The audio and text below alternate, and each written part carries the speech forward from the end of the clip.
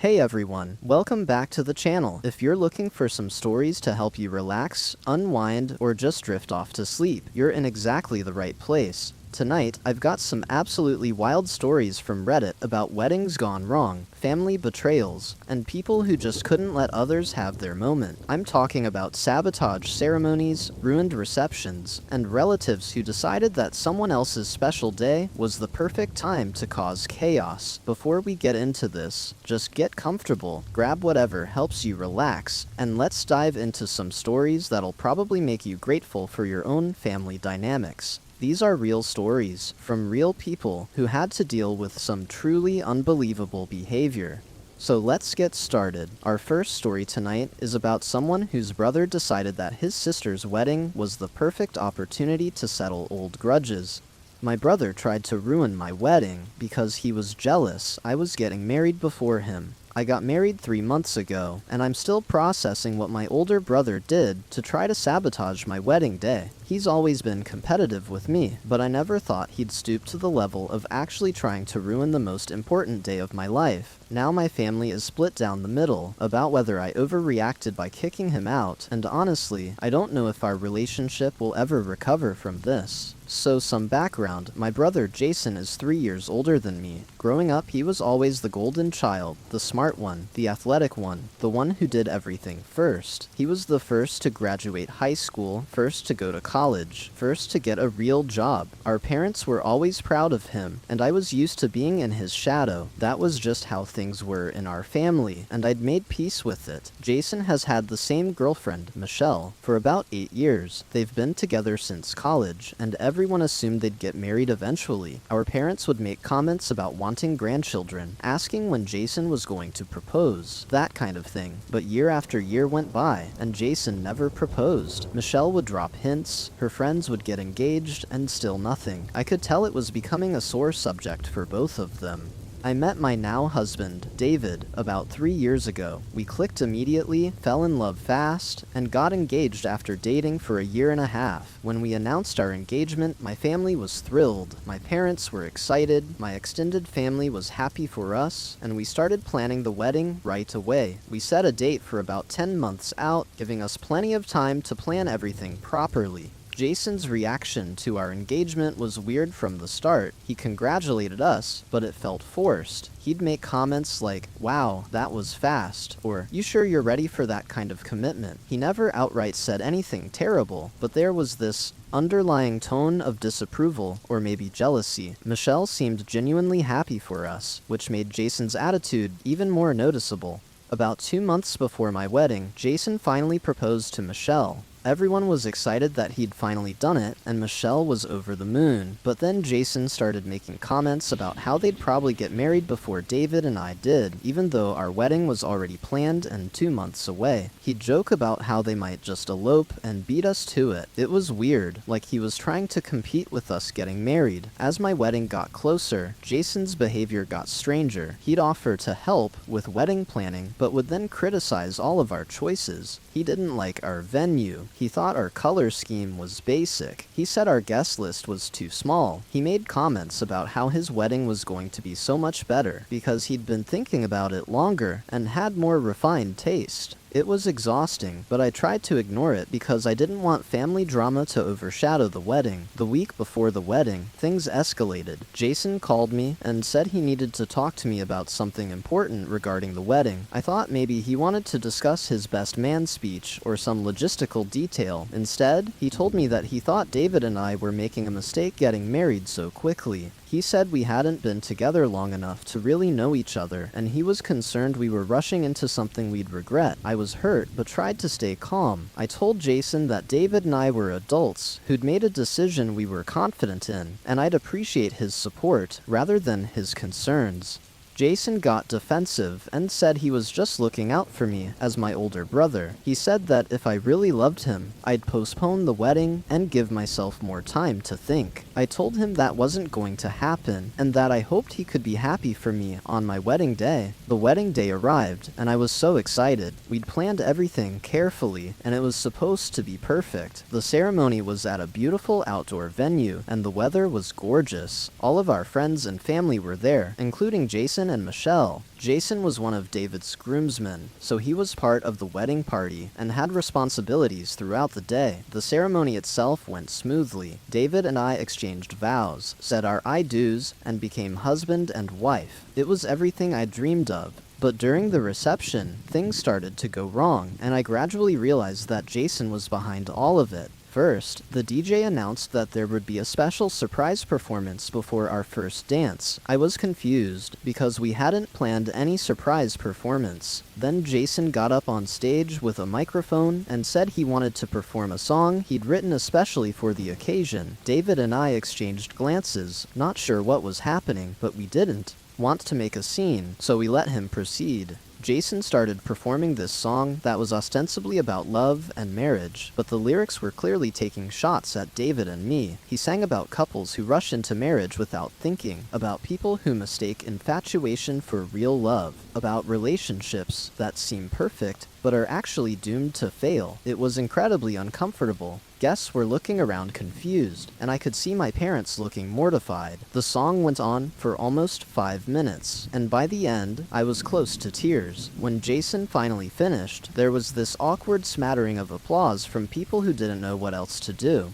Jason took a bow, like he'd just performed something beautiful and meaningful. David was furious, but I begged him not to confront Jason right then, because I didn't want the reception to turn into a confrontation. We tried to move on with the reception, but then the next issue happened. When it was time for dinner to be served, we discovered that half of the meals were wrong. We'd carefully selected a menu and given the caterer a detailed list of who had requested which meal option, but somehow the list had been changed, and people were getting meals they hadn't ordered. Guests with dietary restrictions were being served food they couldn't eat. It was chaos. I pulled the catering manager aside and asked what had happened. She showed me a revised guest list and meal selections that had been emailed to her 3 days before the wedding. The email had come from an email address that looked like mine, but was slightly different, one letter off. Someone had created a fake email address to impersonate me and had sent false information to the caterer. When I looked at the details, I recognized Jason's handiwork. He'd been asking detailed questions about our catering arrangements in the weeks before the wedding, and now I knew why.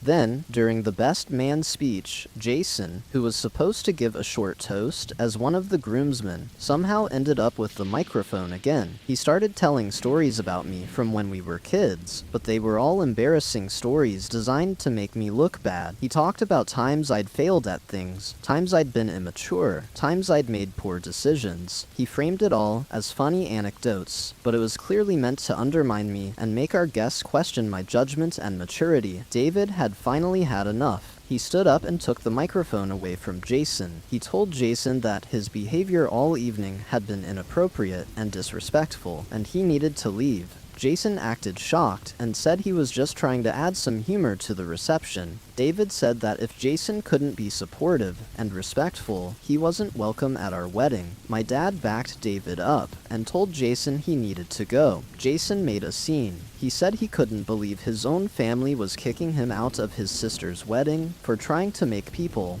laugh. He said we were being oversensitive and couldn't take a joke. He looked at me and said I'd regret choosing David over my own brother. Michelle looked horrified and embarrassed, apologizing profusely as she followed Jason out. After they left, the reception continued, but the damage was done. What should have been a joyful celebration had been marred by Jason's sabotage attempts. When I looked at the photos from the reception later, I could see the stress and unhappiness on my face during the parts where Jason had been causing problems. Instead of remembering my wedding as purely happy, I remember it as the day my brother tried to ruin my marriage before it even really began. The next day, my parents called me. I thought they were calling to apologize for Jason's behavior, but instead, they wanted to talk about how I'd handled the situation. They said that kicking Jason out had been too harsh, and that I should have just ignored his antics. They said Jason was going through a difficult time, jealous that his younger sister was getting married before him, despite him being in a relationship much longer, and I should have been more understanding. I couldn't believe what I was hearing. I told my parents that Jason hadn't just made a few jokes in poor taste. He'd deliberately sabotaged multiple aspects of my wedding. The song was a calculated insult. The catering disaster was actual sabotage that he'd planned days in advance by impersonating me.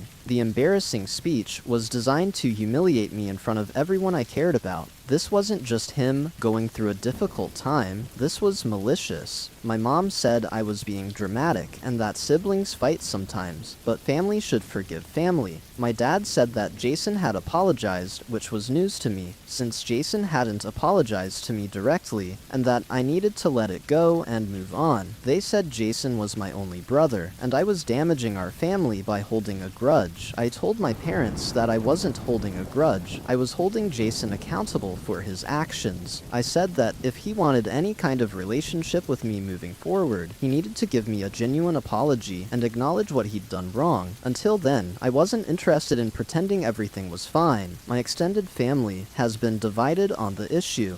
Some relatives think I was right to kick Jason out and that his behavior was unacceptable. Others think I overreacted and that I should have just let him have his moment of acting out without making it into a big deal. Several people have told me that I only get one brother and that I'll regret damaging our relationship over one bad day. But it wasn't just one bad day. Jason spent weeks, maybe months, planning how to sabotage my wedding. He wrote a song specifically to insult my relationship. He created a fake email address to mess with my catering. He prepared an embarrassing speech to humiliate me. This was premeditated, sustained, malicious behavior, not just a moment of jealousy or poor judgment. Jason has not apologized to me directly. He has told our parents that he's sorry if I was offended by his attempts at humor, but that's not the same as actually acknowledging what he did and taking responsibility for it. He's been posting on social media about how hard it is when family turns on you and doesn't support you during difficult times. He's positioned himself as the victim in this situation, and some people who don't know the full story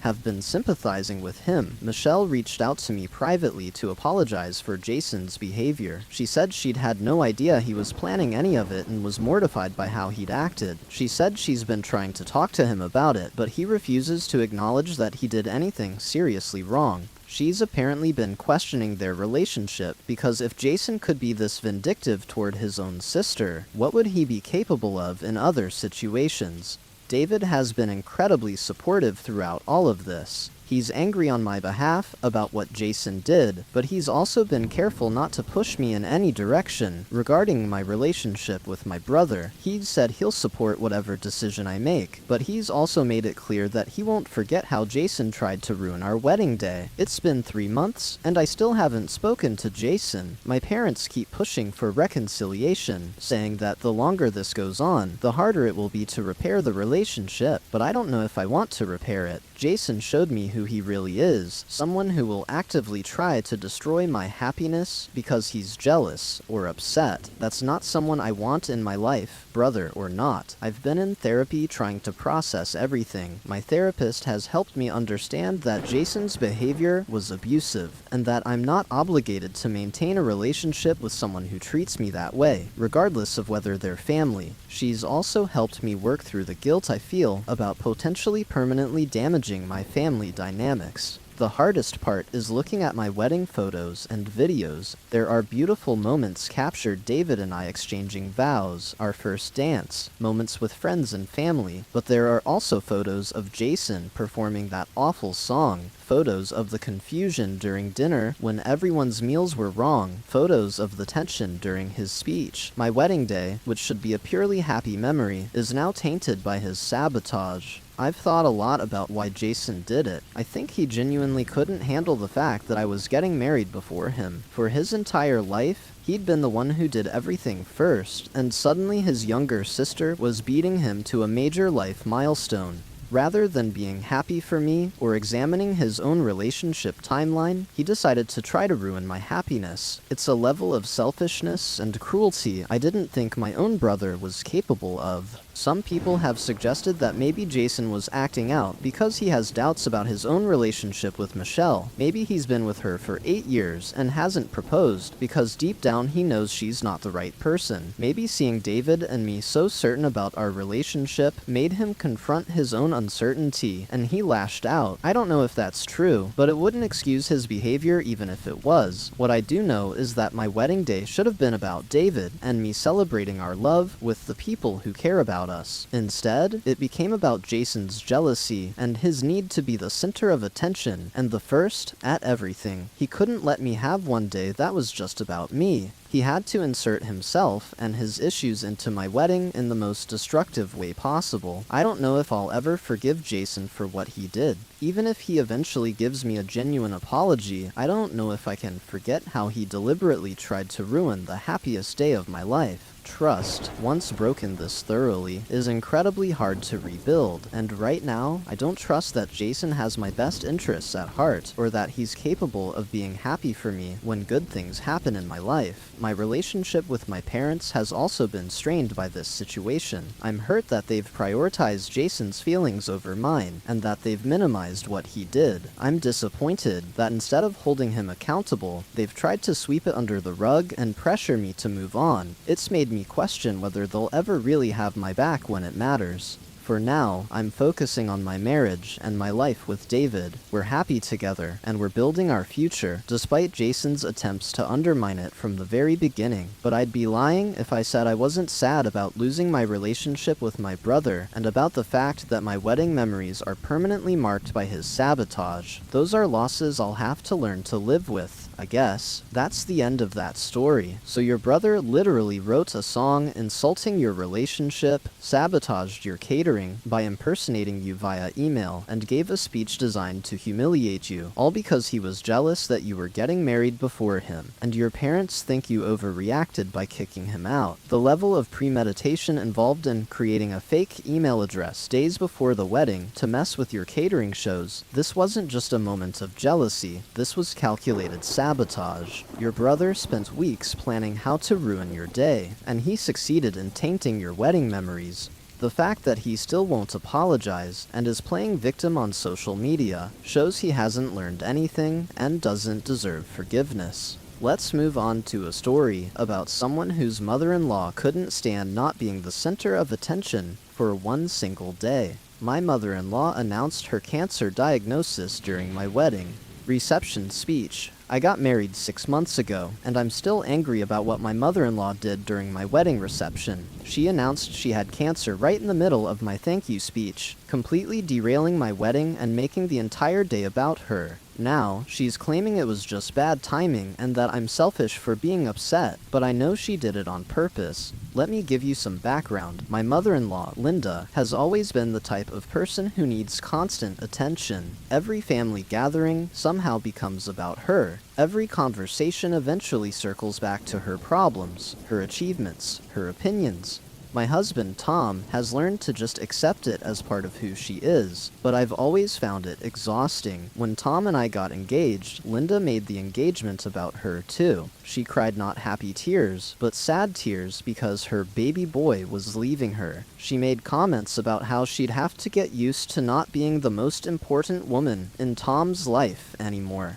She turned what should have been a joyful announcement into this dramatic production where she needed to be consoled and reassured that Tom still loved her. During our wedding planning, Linda tried to take over every aspect. She had opinions about everything: the venue, the flowers, the music, my dress, the guest list. When we didn't take her suggestions, she'd get upset and say that she was just trying to help and we were shutting her out. She wanted the wedding to be at her country club. She wanted her church choir to sing. She wanted to invite people Tom and I barely knew. It was a constant battle to maintain boundaries and plan the wedding we actually wanted. The week before the wedding, Linda was acting strange. She was quieter than usual and seemed distracted. When I asked if everything was okay, she said she was fine, just emotional about Tom getting married. I thought maybe she was finally coming to terms with the wedding and just feeling sentimental. I had no idea what she was actually planning. The wedding day arrived, and the ceremony was beautiful. Tom and I exchanged vows in front of our closest friends and family, and it felt perfect. Linda cried during the ceremony, which I expected, but she seemed to be holding herself together pretty well overall. We took pictures, and she was pleasant and cooperative. I started to think that maybe she'd decided to just be supportive and let us have our day. The reception started off wonderfully. Everyone was having a good time. The food was great, and the atmosphere was exactly what we'd hoped for. After dinner, it was time for speeches. Tom's best man gave a funny and heartfelt speech. My maid of honor gave a beautiful speech about our friendship and my relationship with Tom. Then, it was my turn to give a thank you speech to our guests. I stood up with the microphone and started thanking everyone for coming and for their support. I was about 2 minutes into my speech, talking about how grateful Tom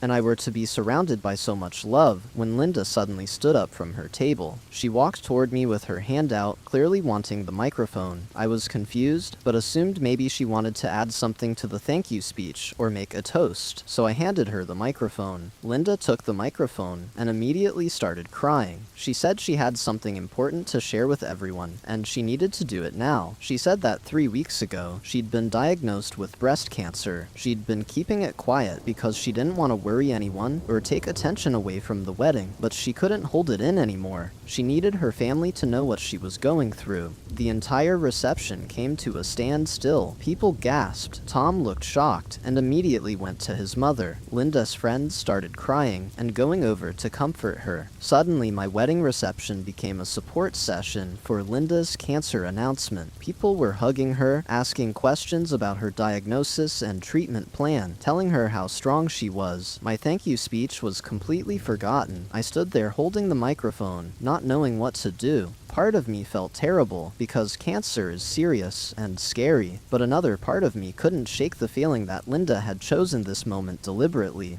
She'd known about the diagnosis for 3 weeks. She could have told us privately before the wedding, or she could have waited until after our honeymoon to make the announcement, but instead, she'd chosen to announce it in the middle of my speech at my wedding reception. Tom was completely focused on his mother. He was asking her why she hadn't told him sooner, asking about her prognosis, asking what she needed from him. He'd completely forgotten about the wedding reception happening around him.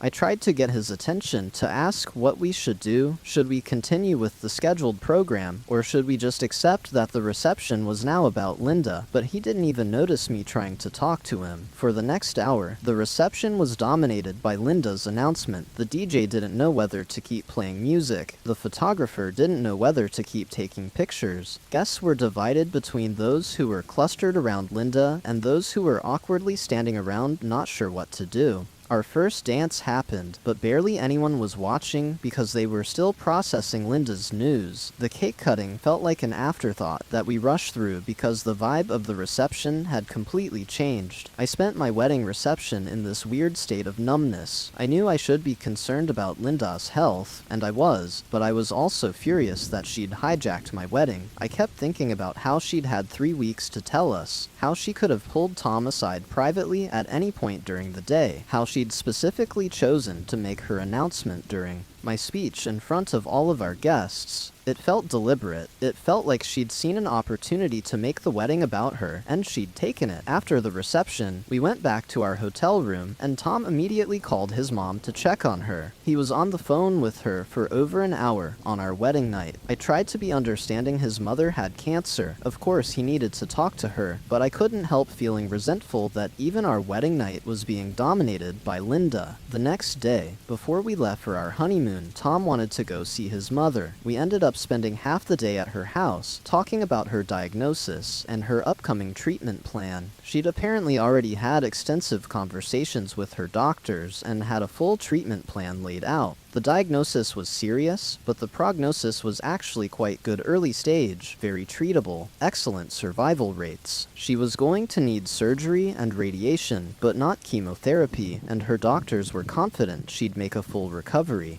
I was relieved to hear that Linda's cancer was treatable, but I was also angry because it confirmed my suspicion that this wasn't some emergency that had forced her to make an announcement at my wedding. She'd had time to process the diagnosis, talk to doctors, and make a treatment plan. She'd chosen to announce it at my wedding, and she'd chosen to frame it in the most dramatic way possible, standing up in the middle of my speech and saying she couldn't hold it in any longer. We went on our honeymoon, but it was hard to fully enjoy it because Tom was constantly worried about his mother. He was calling her every day to check on her. He was researching breast cancer treatment and survival rates. He was looking into whether we should cut our honeymoon short to be there for her first doctor's appointment. I understood that he was scared and wanted to support his mother, but it felt like our honeymoon had been ruined too. When we got back from the honeymoon, I decided to talk to Linda directly about what had happened. I went to her house and asked her why she'd announced her diagnosis at our wedding, and specifically why she'd done it in the middle of my speech. She looked at me like I was being ridiculous and said that she'd been holding in this terrible secret for 3 weeks and had just reached a breaking point. She said the emotion of seeing her son get married combined with the stress of her diagnosis had overwhelmed her, and she'd needed to share it with her family. I pointed out that she could have told Tom and me privately before the wedding, or she could have waited until after the wedding to tell everyone. I said that announcing it during my speech at the reception felt like she'd deliberately chosen a moment of maximum impact. Linda got defensive and said I was being incredibly selfish. She said she had cancer, and all I could think about was my wedding. She said a wedding was just one day, but cancer was a life or death situation, and I should have some perspective. I told Linda that I understood cancer was serious, and I was genuinely concerned about her health, but that didn't change the fact that she'd had options about when and how to share the news, and she'd chosen the option that would disrupt my wedding. She started crying and said she couldn't believe I was attacking her when she was going through the hardest time of her life. She said she'd thought I'd be more understanding and compassionate, but clearly I was too selfish to care about anyone but myself. Tom walked in during this conversation and immediately took his mother's side. He said I was being heartless and that his mother had cancer and I was making it about me. He said the wedding had been months of planning but was ultimately just one day, while his mother was facing a serious health crisis. He said I needed to let go of any hurt feelings about the reception and focus on supporting Linda through her treatment. I felt completely gaslighted. Yes, Linda had cancer, and yes, that was serious. But that didn't change the fact that she'd deliberately chosen to announce it in the most disruptive way possible at my wedding. Those two things could both be true. Linda could have cancer, and she could have been wrong to announce it the way she did, but Tom and Linda were acting like Linda having cancer meant she couldn't be criticized for anything, including ruining my wedding. The next few months were all about Linda. She had her surgery, which went well. She started radiation treatment, which made her tired, but wasn't as bad as she'd feared.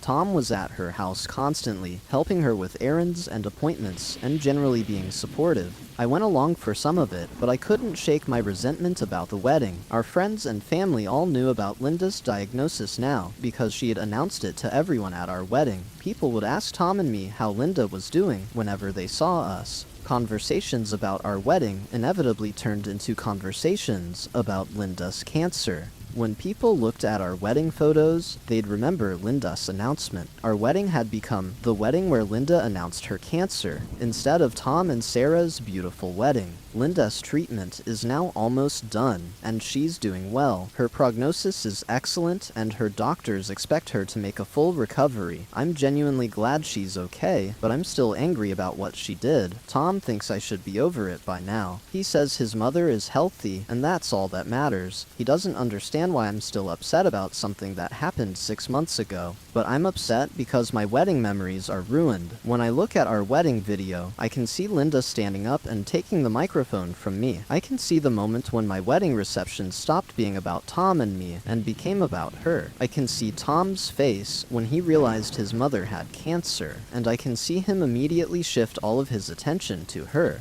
Those are the memories I have of my wedding day. I've tried to talk to Tom about how I feel, but he gets defensive and says I'm being petty. He says that in the grand scheme of things, a wedding is just a party, and I should be grateful his mother is alive and healthy, rather than dwelling on how her announcement affected our reception. He doesn't seem to understand that I can be grateful she's healthy, and upset that she ruined my wedding. Those feelings aren't mutually exclusive. Linda has never apologized. She still maintains that she was overwhelmed and needed to tell everyone about her diagnosis in that moment. She's said multiple times that she's sorry if her cancer diagnosis inconvenienced my wedding plans, which is not actually an apology. She's made herself the victim in this situation, and Tom has bought into that narrative completely. Our relationship with Linda is strained now, at least from my side. Tom still talks to her constantly and sees her multiple times a week. I go to family dinners when I have to, but I'm polite and distant. I don't trust Linda anymore because I know she's capable of deliberately sabotaging important moments to make them about herself, and the fact that she had cancer doesn't change that character flaw. I've talked to my therapist about this situation, and she's validated my feelings. She's said that Linda's behavior was manipulative, regardless of whether she had cancer or not. She's pointed out that Linda had plenty of opportunities to share her diagnosis in less disruptive ways and chose not to, which suggests the announcement was at least partially calculated to get maximum attention. My friends who were at the wedding have told me privately that they thought what Linda did was inappropriate. They've said it was obvious to everyone that Linda had hijacked the reception, and they felt bad for me, but nobody said anything at the time, because how do you tell someone their cancer announcement is inappropriate?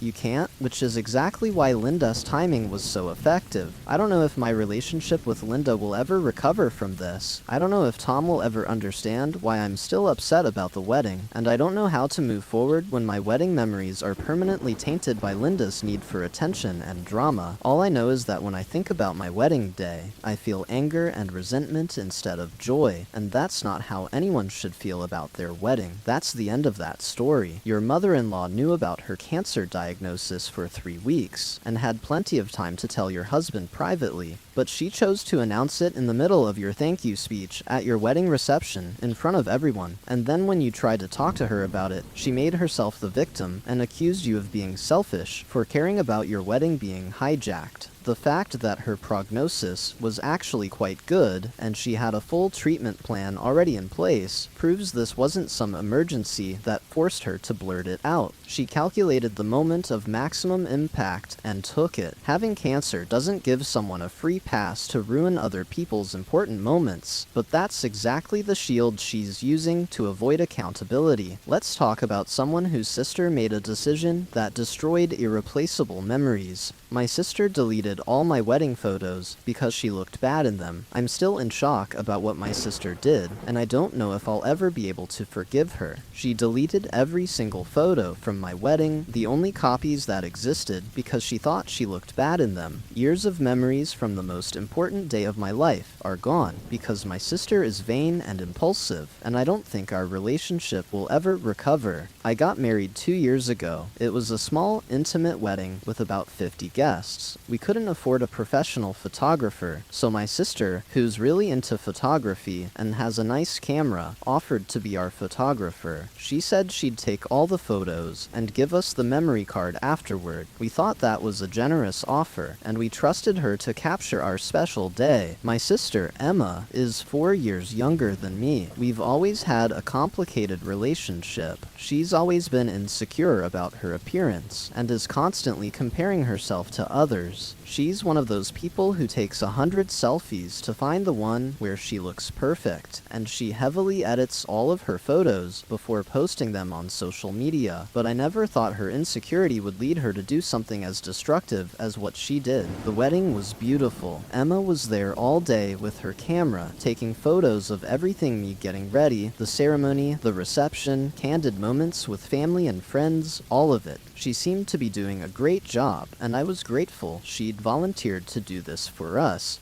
At the end of the night, I asked her when she'd be able to give us the photos. She said she wanted to go through them first and do some editing to make them look even better, and she'd get them to us within a week. A week went by, then 2 weeks, then a month. Every time I asked Emma about the photos, she'd say she was still working on them and wanted to make sure they were perfect before giving them to us. I was getting anxious because I wanted to see our wedding photos and share them with family, but I didn't want to pressure her too much since she'd done us a favor by photographing the wedding for free. After 2 months, I finally pushed harder. I told Emma that I really needed the photos, even if they weren't perfectly edited yet. I said I'd be happy with the raw, unedited versions if the editing was taking too long. That's when Emma broke down and admitted what she'd done. She'd deleted all of the photos, every single one. The memory card was empty, and she hadn't backed them up anywhere else. She'd gone through the photos the week after the wedding and realized she looked bad in a lot of them. She was in the background of many shots, looking at the camera display instead of looking natural. There were photos where she was caught mid-blink or mid-awkward expression. There were photos where she felt she looked heavy or unflattering. Instead of just editing herself in the photos or accepting that not every photo would be perfect, Emma had deleted any photo where she looked bad, but she didn't stop there. She said once she started deleting photos, she got anxious that we'd notice the gaps. Like if there were 10 photos of the ceremony, but she was only in 3 of them, we'd wonder where the other photos of her were. So she deleted more photos to make it less obvious. And then she panicked and deleted everything because she didn't want to explain why so many photos were missing. I couldn't believe what I was hearing. I asked her how she could do something like that. How could she delete my wedding photos? She started crying and saying she knew it was wrong, but she'd panicked and made a terrible mistake. She said she didn't know how to undo it and had been too scared to tell me for weeks. I was devastated. All of our wedding photos were gone. The photos of me getting ready with my bridesmaids. The photos of my husband seeing me for the first time. The ceremony where we exchanged vows. Our first kiss as a married couple. The reception, dancing with my father, all of the candid moments with our family and friends. Every single memory from that day was gone because Emma thought she looked bad in some photos. My husband was furious when I told him what happened. He couldn't understand how someone could be so selfish and vain that they'd delete someone else's wedding photos.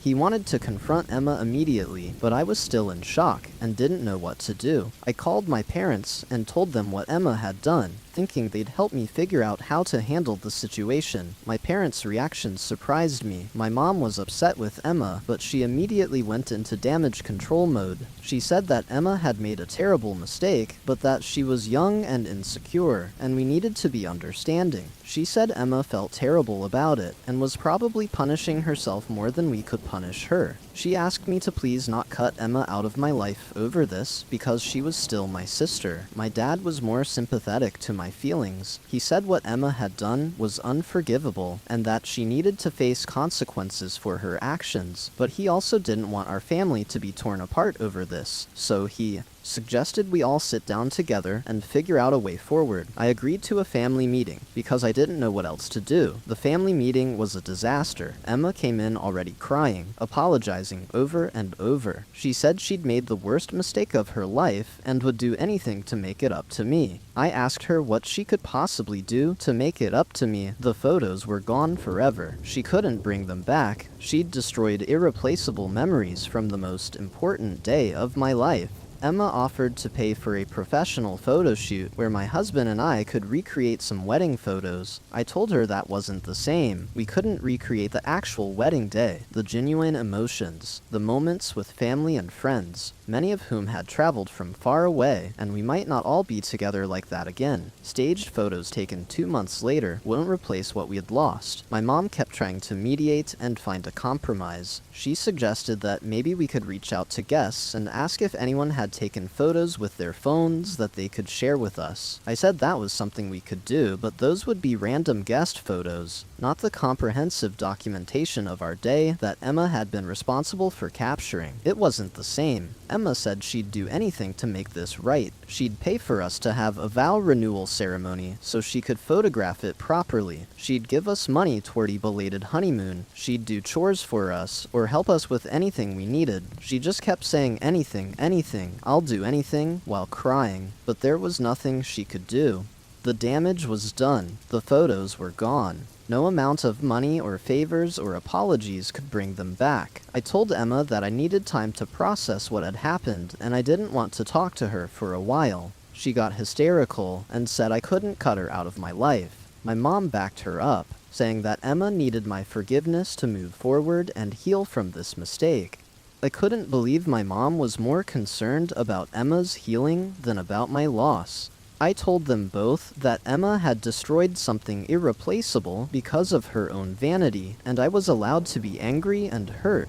I said I wasn't ready to forgive her, and I didn't know if I ever would be. My mom said I was being cruel and unforgiving, and that family should forgive family. My husband and I left the family meeting without any resolution. We did end up reaching out to wedding guests, asking for any photos they'd taken. We got about 30 photos total from various guests, mostly random candid shots, a few ceremony photos taken from the audience, some blurry reception photos. They were better than nothing, but they weren't comprehensive coverage of our day. Looking at those guest photos made me even more angry because I could see Emma in the background of some of them with her professional camera, capturing moments that no longer existed anywhere. I could see her photographing my first dance with my husband, photographing me with my grandparents, photographing moments that were now just gone. She'd been there, she'd captured everything, and then she'd deleted it all. I stopped talking to Emma completely. I blocked her number and her social media. When my parents would bring her up, I'd change the subject. When they'd try to push me to forgive her, I'd shut down the conversation. I'd made the decision that I didn't want Emma in my life anymore, and I was sticking to it. My parents struggled with this. They kept trying to facilitate reconciliation. They'd invite both of us to family dinners and hope we'd work it out. They'd pass messages between us. They'd tell me how much Emma was struggling with the guilt and how she needed my forgiveness. But I didn't care. Emma had made a choice, a series of choices, actually that destroyed something precious to me, and I didn't owe her forgiveness just because she felt bad about it. About 6 months after the wedding, Emma sent me a long email. She said she'd been in therapy, working through her issues with insecurity and vanity. She said she understood now that what she'd done was profoundly selfish and damaging. She said she didn't expect me to forgive her, but she wanted me to know that she was truly sorry and understood the magnitude of what she'd destroyed. The email was more thoughtful than her initial crying apologies, but it didn't change anything. I still didn't have my wedding photos. I still had this huge hole where memories of one of the most important days of my life should be. Her understanding that what she'd done was wrong didn't undo the damage. A year went by, with no contact between Emma and me. My parents kept trying to push reconciliation, especially around holidays. They said it was hard on them to have their daughters not speaking.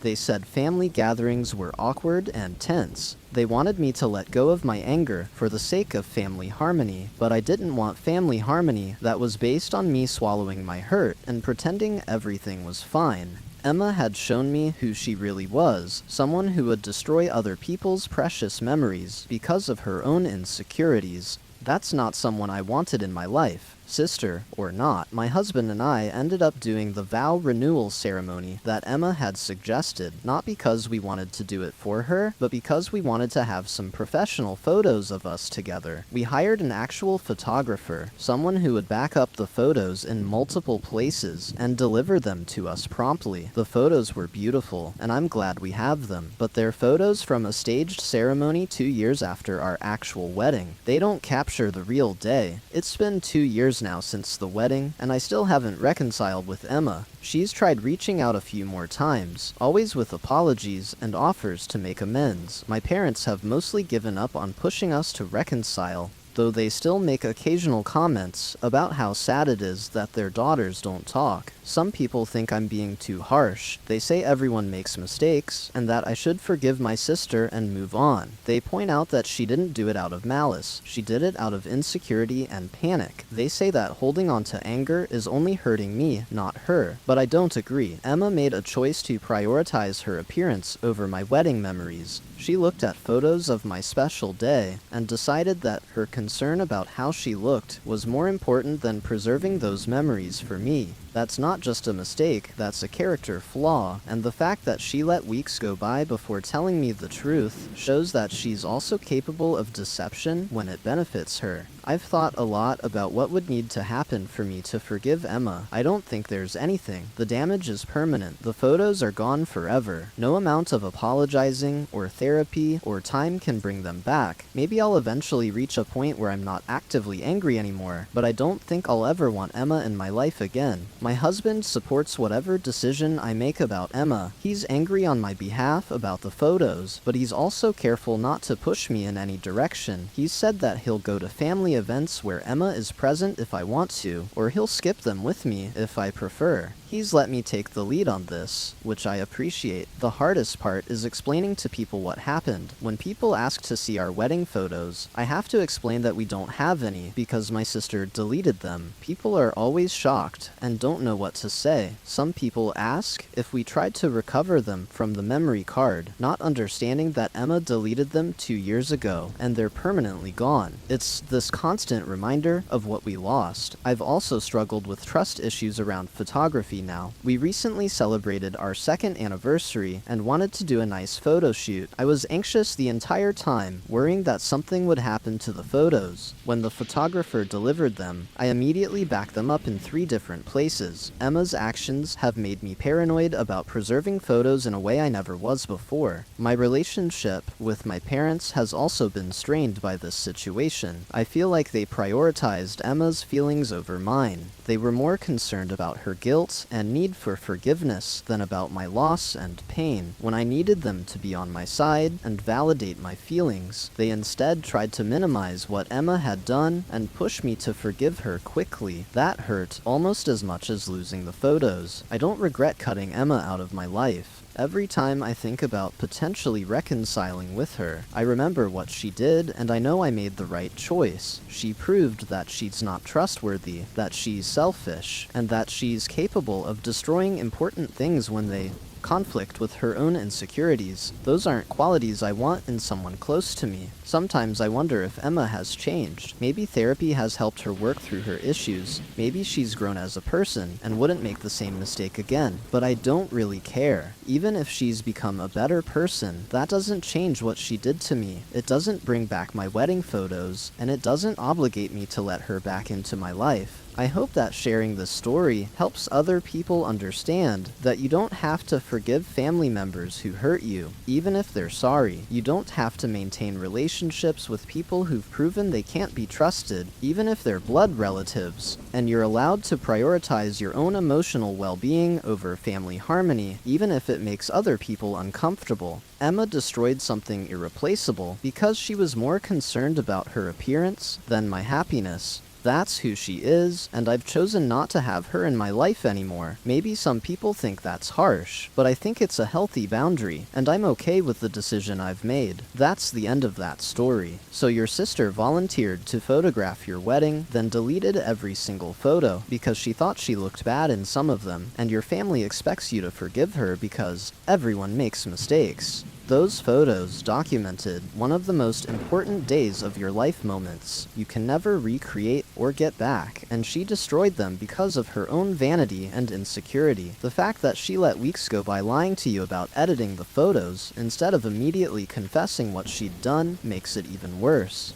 She had multiple opportunities to tell you the truth and chose to keep lying until you pushed hard enough. You're not being harsh by cutting her off. She destroyed something irreplaceable, and no amount of apologizing can undo that damage. Our next story is about someone whose best friend decided a wedding was the perfect time to steal the spotlight. My best friend got engaged at my wedding reception without asking me first. I'm still trying to wrap my head around what my best friend did at my wedding. She got engaged at my reception. Her boyfriend proposed to her in front of all my guests at my wedding without giving me any kind of heads up that this was going to happen. Now she's mad at me for being upset about it, and our entire friend group is divided over whether what she did was inappropriate. Let me start from the beginning. My best friend Kayla and I have been friends since college, about 8 years. We've been through everything together, breakups, job changes, family drama, all of it. When I got engaged to my husband Marcus, Kayla was one of the first people I told, and she was thrilled for me. I asked her to be my maid of honor, and she accepted immediately. Kayla has been dating her boyfriend Derek for about 3 years. They have a good relationship, and I always assumed they'd get engaged eventually, but Derek hadn't seemed to be in any rush. Kayla would occasionally make comments about wanting to get married, but she never pushed Derek too hard about it. As far as I knew, they were happy, but not actively planning an engagement. During my wedding planning, Kayla was incredibly helpful. She came to dress fittings, helped me choose flowers, gave input on the menu, all the things you'd want your maid of honor to do. She seemed genuinely excited about my wedding and happy to be part of it. She never gave me any indication that anything else was going on. My wedding day arrived and everything was perfect. The ceremony was beautiful and the reception was exactly what Marcus and I had envisioned. Good food, good music, all of our favorite people in one place. Kayla gave a beautiful maid of honor speech about our friendship and how happy she was for Marcus and me. Everything seemed great. About 2 hours into the reception, right after Marcus and I had finished our first dance, the music suddenly stopped. I looked over at the DJ booth confused, wondering if there was a technical issue. Then I saw Derek walking onto the dance floor with a microphone. My first thought was that maybe he was going to make a toast or say something nice about Marcus and me. Kayla was standing near him looking surprised, but excited. Derek started talking about how weddings are celebrations of love, and how being at our wedding had made him think about his own relationship with Kayla. He talked about how much he loved her, and how he knew she was the person he wanted to spend his life with.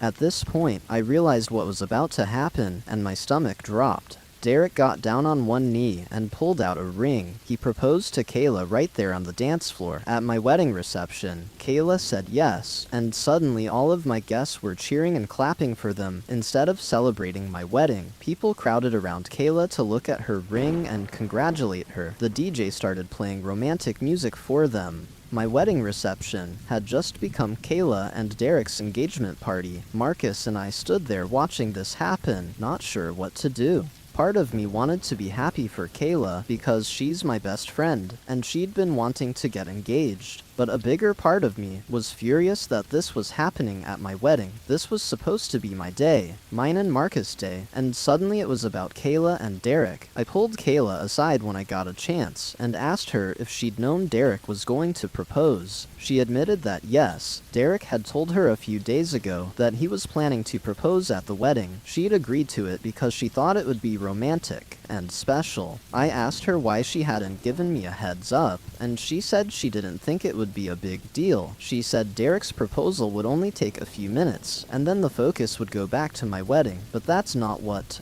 happened. For the rest of the reception, people kept talking about Kayla's engagement. Guests would come up to congratulate Marcus and me on our marriage, and then immediately pivot to asking about Kayla's ring, and when she and Derek were planning to get married. When people took photos, they wanted pictures with Kayla showing off her ring.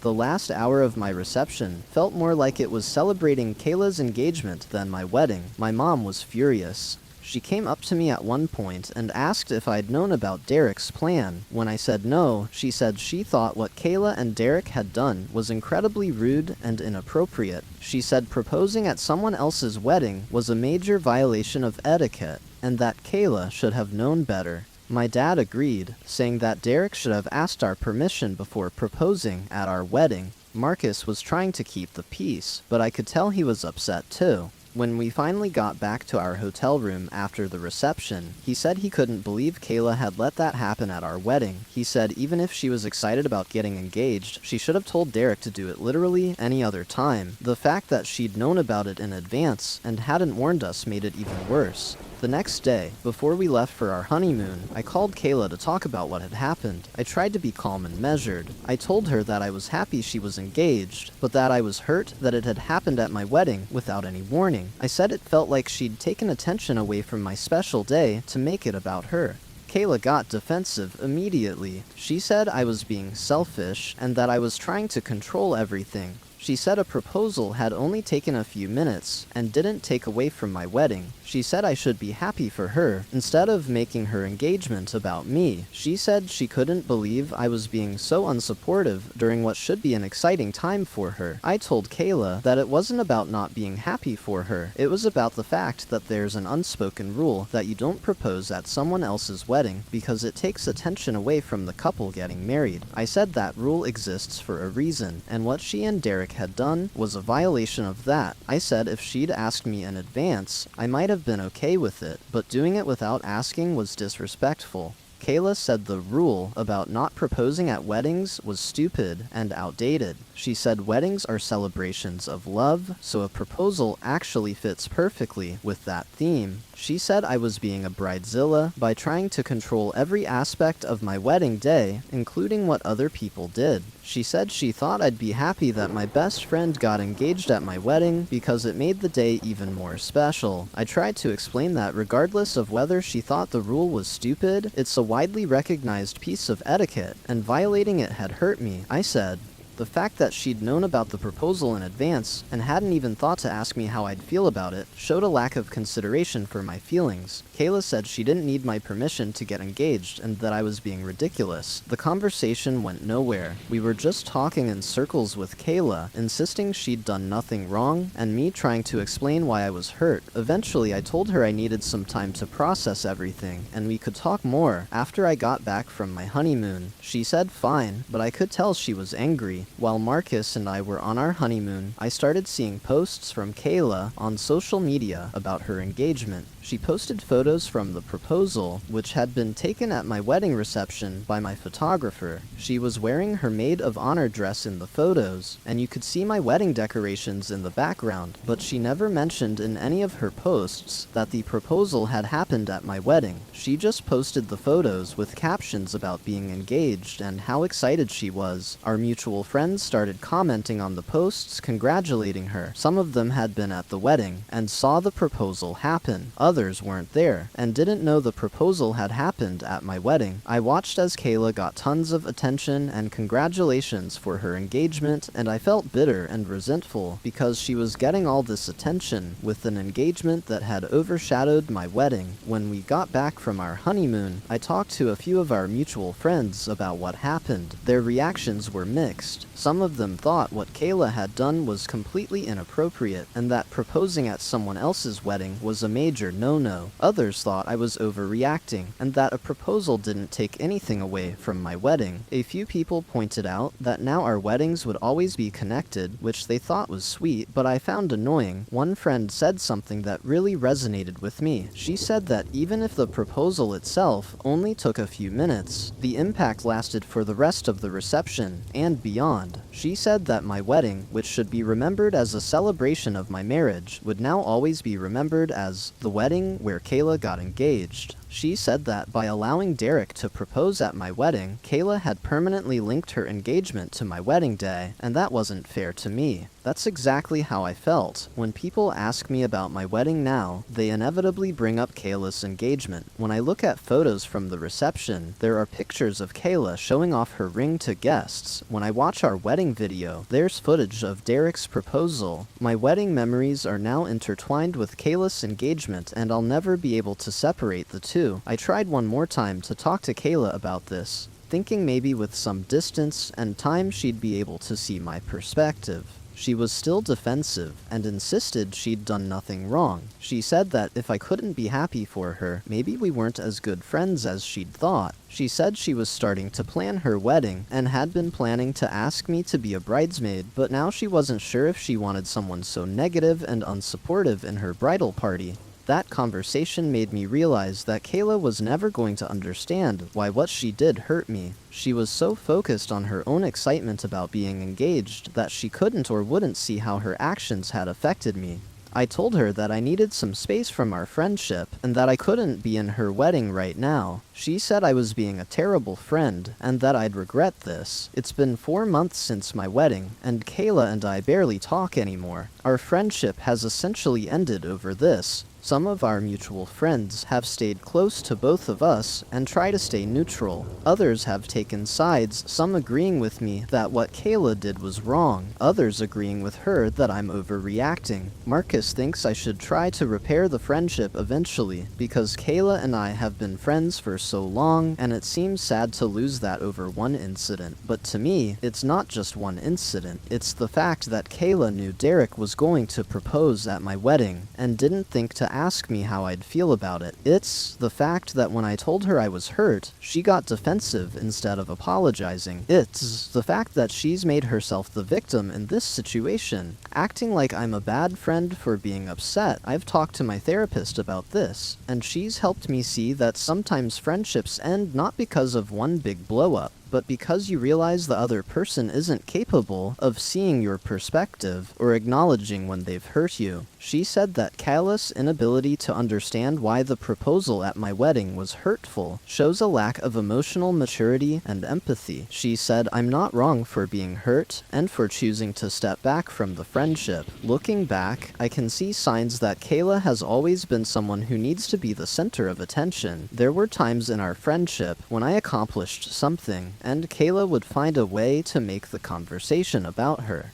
There were times when I needed support, and Kayla would turn it into a discussion about her problems. I'd overlooked these things because we'd been friends for so long, and I valued the relationship, but the proposal at my wedding was the clearest example of her inability to let someone else have a moment without inserting herself into it. I don't regret standing up for myself and expressing how I felt. I don't regret taking space from the friendship when Kayla refused to acknowledge she'd done anything wrong. What I do regret is that my wedding memories are now tainted by the proposal. When I look at my wedding photos or think about my reception, I feel a mix of happiness about marrying Marcus and resentment about Kayla's engagement. That's not how I want to feel about my wedding day. Some people have told me that eventually I'll look back on this and laugh, or that time will make it seem less important, but I don't think that's true. I think this will always bother me. Kayla took something that was supposed to be entirely about Marcus and me and made it partially about her. She did it knowingly and deliberately, and when I called her out on it, she refused to take responsibility. That's not something that time is going to fix. If I could go back and change anything, I wish I'd been more explicit with Kayla during wedding planning, that I didn't want any surprises or announcements at the reception. I wish I'd specifically said, please don't let anyone propose at my wedding, but I didn't think I needed to say that because I thought it was understood. I thought Kayla, as my best friend and maid of honor, would naturally protect my wedding from anything that would take attention away from Marcus and me. I was wrong. The saddest part of all of this is that I've lost my best friend over something that could have been avoided if she'd just asked me first. If Derek and Kayla had come to me before the wedding and said, Derek wants to propose at your reception, would that be okay with you?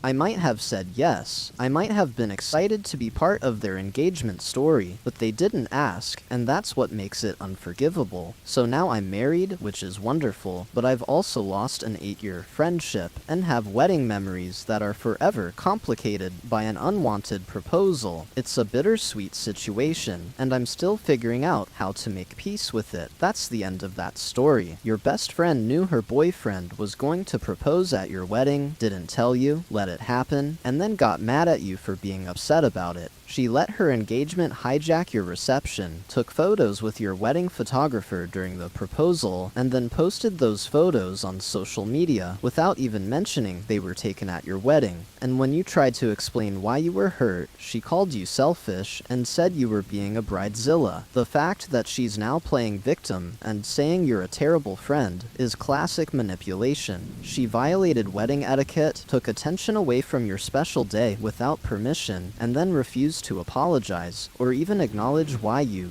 might be upset. You didn't lose a friendship over one incident. You lost a friendship because your best friend showed you she doesn't respect your feelings or boundaries. Let's move to a story about someone whose father couldn't stay sober for one important day. My dad showed up drunk to my wedding and gave a slurred speech that ruined the reception. I got married 8 months ago, and I'm still devastated about what my father did. He's struggled with alcohol his entire life, but he promised me he'd stay sober for my wedding day. Instead, he showed up drunk, got progressively more intoxicated throughout the reception, and gave a speech that was so inappropriate and slurred that guests were uncomfortable. Now, he doesn't remember any of it, and doesn't understand why I've cut him out of my life. My dad, Robert, has been an alcoholic for as long as I can remember. Growing up, his drinking was a constant source of stress in our family. He'd miss important events because he was drunk or hungover. He'd embarrass us at family gatherings. He'd make promises to quit drinking and then break them. My mom eventually divorced him when I was 16 because she couldn't deal with his alcoholism anymore. Despite everything, I've always had a complicated relationship with my dad. When he's sober, he's funny and caring and can be a great father. But when he's drinking, he's unreliable and sometimes mean. It's like having two different fathers, and I never know which one I'm going to get. Over the years, I've learned to lower my expectations and protect myself emotionally from his broken promises. When I got engaged, I knew I wanted my father to walk me down the aisle despite our complicated history. He's still my dad, and I wanted him to be part of my wedding, but I was also terrified that he'd show up drunk or cause a scene. I had a long conversation with him about 6 months before the wedding, where I laid out my expectations clearly. I told my dad that I wanted him at my wedding, but only if he could commit to staying completely sober for the entire day, not just the ceremony the whole day. I told him this was non-negotiable, and if he couldn't promise me that he'd be sober, I'd rather he not come at all. It sounds harsh, but I knew that having him there drunk would be worse than not having him there at all. My dad promised me he'd stay sober. He said he knew how important this was, and he wouldn't let me down. He said he'd been doing better lately with his drinking, and he could absolutely handle staying sober for one day. He seemed sincere, and I wanted to believe him, so I chose to trust him. As the wedding approached, I checked in with my dad multiple times to remind him of his promise. Each time, he assured me he'd be sober. He said he was excited about the wedding and wouldn't do anything to ruin it. The night before the wedding, I called him one last time, and he promised again that he'd be sober and on his best behavior. The morning of the wedding, my dad arrived at the venue where I was getting ready with my bridesmaids. The moment he walked in, I could tell something was wrong. His eyes were a bit glassy, and he smelled faintly of alcohol. When I hugged him, I could smell it more clearly. He'd definitely been drinking already, and it wasn't even noon yet. I pulled him aside and asked him directly if he'd been drinking. He denied it at first, saying he'd just used mouthwash that had alcohol in it, but I pressed him, and eventually he admitted he'd had just a couple drinks that morning to calm his nerves. He promised he was fine and would stop drinking for the rest of the day. He begged me not to uninvite him to the wedding. I should have followed through on my threat and told him to leave. But I was getting married in a few hours. I was already emotional, and the thought of walking down the aisle without my father was too painful. So I made him promise one more time that he wouldn't drink anymore, and I stupidly believed him. The ceremony happened, and my dad managed to walk me down the aisle without incident. He was a bit unsteady, but most people probably assumed he was just emotional. He made it through the ceremony, and I started to think maybe everything would be okay. Maybe he really would keep his drinking under control for the rest of the day. But at the reception, things fell apart quickly. We'd had an open bar, which in retrospect was a mistake, but we'd wanted to provide drinks for our guests. I'd specifically asked the bartenders not to serve my father alcohol and had pointed him out to them, but my dad is crafty when it comes to getting drinks. He had friends order drinks for him. He'd grab drinks from tables when people weren't looking. By the time dinner was served, he was visibly intoxicated. During dinner, my dad was loud and obnoxious at his table. He was telling inappropriate jokes and laughing too loudly. People at nearby tables kept glancing over at him. My uncle, who was sitting next to him, tried to get him to calm down and drink some water, but my dad waved him off. Then it was time for the father-daughter dance. I'd been dreading this moment because I wasn't sure my dad would be able to handle it. When the DJ announced the dance, my dad stumbled onto the dance floor. The song we had chosen was a sweet, sentimental song about fathers and daughters, but my dad couldn't really dance. He was swaying and holding onto me for balance. I could smell the alcohol on his breath, and I was fighting back tears. Not happy tears, but tears of embarrassment and disappointment. Halfway through the song, my dad started talking loudly over the music. He was slurring his words, saying things like, "my little girl," and "so proud," but he was so drunk that it sounded more sad than sweet. Some guests were recording the dance on their phones, capturing this moment of my drunk father, barely able to stand while dancing with me on my wedding day. It was humiliating. The worst part came when it was time for the father of the bride's speech. I'd written out some talking points for my dad to reference in case he got nervous, thinking that would help him stay on track. But when he stood up with the microphone, he completely ignored what I'd written and started rambling. His speech was a disaster. He slurred his words so badly that people could barely understand him. He told embarrassing stories from my childhood that weren't appropriate for a wedding. He made jokes that didn't land and that some people found offensive. He started crying at one point and talking about my mom, his ex-wife, and how he'd messed up their marriage. It was uncomfortable and painful to watch. My new husband's parents looked horrified. My friends were exchanging concerned glances. Some guests were recording the speech on their phones, probably thinking it was funny, without realizing how devastating it was for me. I sat there at the head table, wanting to disappear. This was supposed to be one of the most important moments of my wedding reception, and my father was ruining it by being a sloppy drunk. The speech went on for almost 10 minutes before my uncle finally went up and gently took the microphone away from my dad. My uncle tried to salvage things by saying a few nice words about me and my husband, but the damage was done. The mood at the reception had completely shifted. What had been a joyful celebration now felt awkward and tense. After the speech, my dad tried to continue socializing, but he was so drunk he could barely function. He spilled a drink on one of my bridesmaids. He almost knocked over the wedding cake. He kept trying to make more toasts, even though no one would give him a microphone. Eventually, my uncle and my husband's father decided it was best to get my dad out of there. They called him a cab and sent him home.